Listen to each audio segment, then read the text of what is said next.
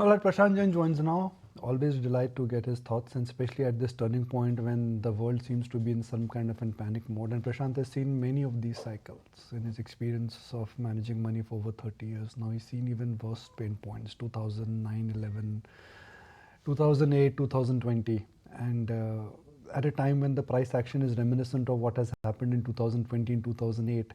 Are markets overreacting, or are markets not react, or our markets are yet to react? So, Mr. Jain, always a delight to have you on ET Now. Thank you for joining us. The kind of carnage what we've seen in last 3 or 4 days is reminiscent of what we've seen in 2008 and 2020. Even though the news flow is not that bad, the price action at a global level has been quite nasty. Nikunj, I think you are right that the stock prices have come off quite sharply. I think India is pretty well placed, if you ask me, because India's exposure to US goods exports is insignificant. It is 2% of our GDP. And it is well known that our tariffs on relative to our key competitors like China, Vietnam are lower. So if at all we are at marginally at an advantage. As a result of this, what is happening, the oil prices, the US 10-year yields, and dollar have fallen sharply. And each of which are positive for India. I don't think, I mean, we care a lot more about oil than the impact on 2% of our GDP. And as far as the markets are concerned, while short term is always uncertain, I think there were two large sources of supply in this market which have sharply moderated.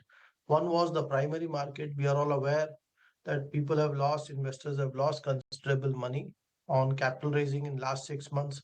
So I think the appetite for has gone down dramatically. So you can see the primary market activity has come off maybe 70, 80, 90%. And I don't see that reviving in a hurry.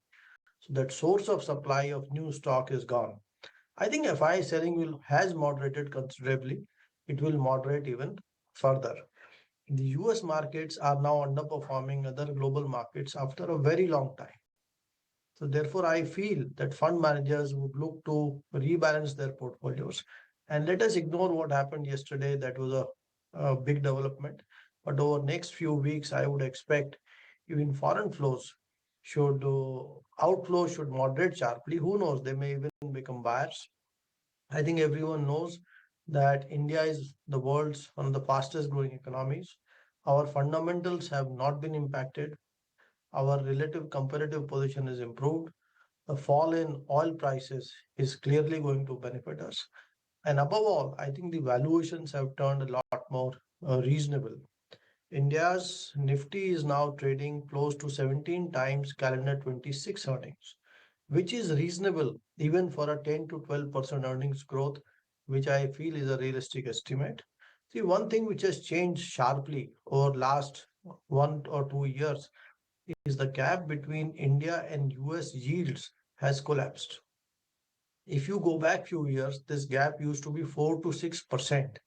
Now it is running between 2 to 2.5%. So I think that lowering of cost of capital is a big advantage, and equities over time, I think, will price that in. So I am constructive on large caps. However, our return expectations have to be realistic.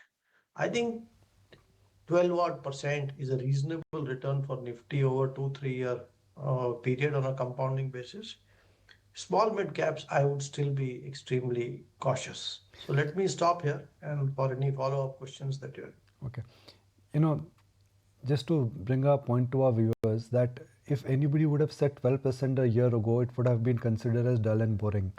After the market sell-off, if somebody is saying projected returns could be 12% CAGR, that thing I think should be a welcome delight, so to speak. So I'll just summarize the first point, what you've just flagged up, just for the benefit of our viewers, and that's why we'll do the interview. Whatever you are saying, we'll start summarizing it, and then if I'm not summarizing it well, you can stop me. You are making a case that India is less affected. India historically does well when commodity prices are low. India does well when interest rates are coming down, and India does well when there is a little bit of problem in the world. So the setup for India, I think from a global standpoint, is commodity prices have come down, valuations have become decent, and interest rates globally and locally will come down. Let's move to part two. A lot of commentators globally are saying that, look, this is change of the globalization era. what has benefited the wealth effect in post-World War is this entire globalization. If that starts reversing, it could have irreparable damages, which we cannot fathom today. You are right, Nikunj, and see, only time can answer that question, what impact it has. And clearly, the world has benefited from free trade and specialization. And so there is no denying that. But India, I mean, while that issue remains, which time will answer, but I think India is quite well placed. India's correlation with world GDP growth is the lowest across EMs. And why is that the case? Because two-thirds of our economy is consumption, and India is extremely low per capita income. Only 5% of homes have air conditioner. Only 3 4 people percent people fly. So our low income growth, our great demographics, sorry, our low income levels, great demographics, and so our level of consumption is extremely low. And that is why our variation in GDP growth and dependence on global GDP growth is extremely low.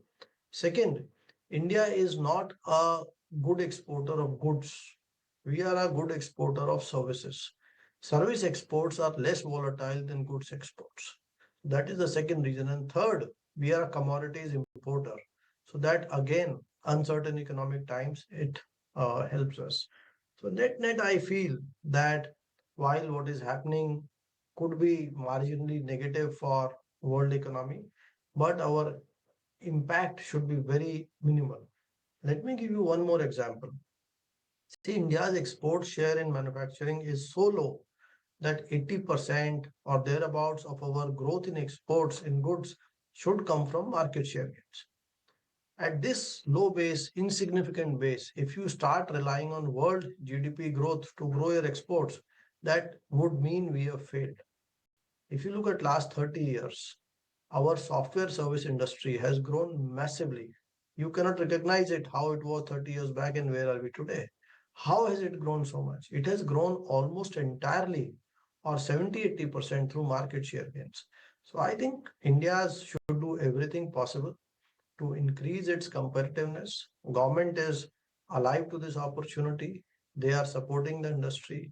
Our demographics, lower costs, geopolitics, all of it is support manufacturing. So I think even manufacturing share will grow over time. Though we have to be realistic, unlike services where you can set up a GCC in 1 quarter or 2 quarters, to set up a factory to for supply chains to change, it will take many years. So I think we should measure our success in manufacturing over years and decades and not over quarters. Yes.